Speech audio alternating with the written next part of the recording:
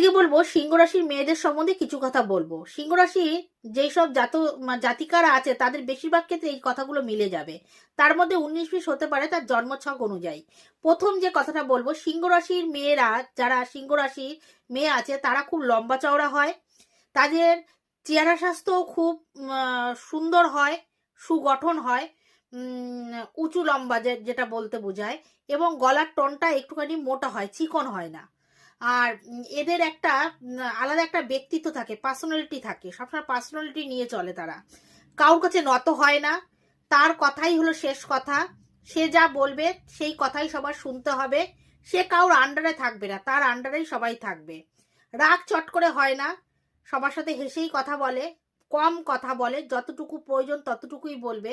কিন্তু সেই মেয়ে যখন খুব রাগ হবে তখন সেই রাগের মানে এমন জায়গায় গিয়ে পৌঁছাবে, সেই জায়গাটা কিন্তু খুব একটা খারাপ জায়গায় এসে দাঁড়াবে। এরা চট করে কাউর তেমন ক্ষতি করে না, নিজের মতন নিজে থাকতে ভালোবাসে। তার মানে কি, তার মতন করে যদি সবাই মানিয়ে নিতে পারে তাহলে তার সাথে সেই সব লোক থাকতে পারবে। কিন্তু তার মতে এদিক ওদিক হলেই তখন একটা ঝামেলার সৃষ্টি হবে।